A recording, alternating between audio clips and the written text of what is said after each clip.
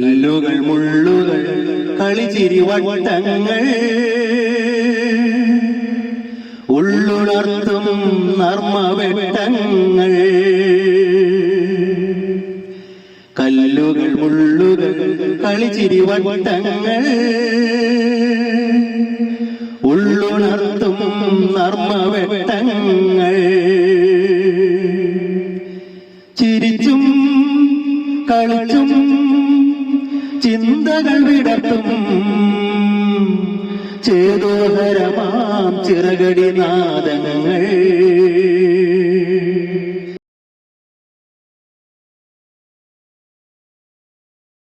പ്രിയ നിറഞ്ഞ പ്രേക്ഷകരെ, കല്ലും മുള്ളും പരിപാടിയിലേക്ക് ഏവർക്കും സ്വാഗതം.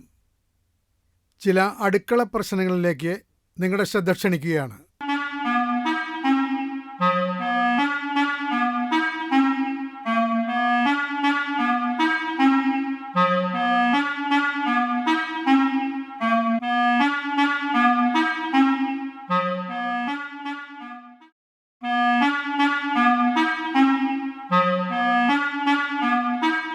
എത്ര നാളായി നോൺ കഴിച്ചിട്ട്.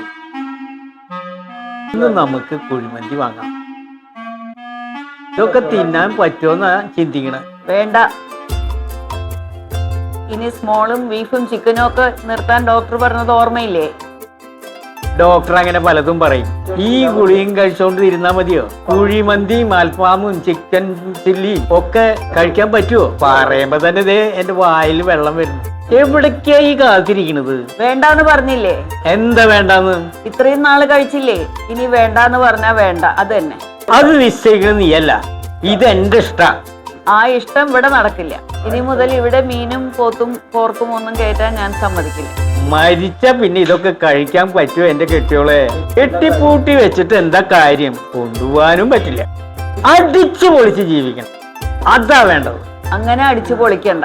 ഇനി ഇവിടെ ഞാൻ സമ്മതിക്കില്ല. അച്ഛന് ഇഷ്ടമുള്ളത് കഴിച്ചോട്ടെ, അമ്മ എന്തിനാ തടസ്സം നിൽക്കണത്? ഇനി നീയും തുടങ്ങിയേക്കോ അടിച്ചു പൊളിക്കാൻ. എനിക്കും അടിച്ചു പൊളിക്കണം. എന്നും ഈ പുല്ലും വൈക്കോലും തിന്നു കിടക്കാൻ എനിക്ക് പറ്റില്ല. എന്റെ ഫ്രണ്ട്സ് എല്ലാം എന്നെ വിളിക്കാറുണ്ട്.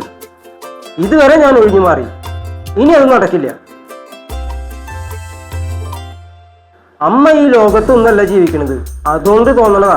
നല്ലത് പറഞ്ഞാൽ നായക്ക് തോന്നില്ല എന്ന് പറയണത് നേരെ തന്നെയാ. വേണ്ടടി, ഞാൻ പുറത്തു പോയി കഴിച്ചോളാം. അതിന് നിന്റെ പെർമിഷൻ ഒന്നും വേണ്ടല്ലോ.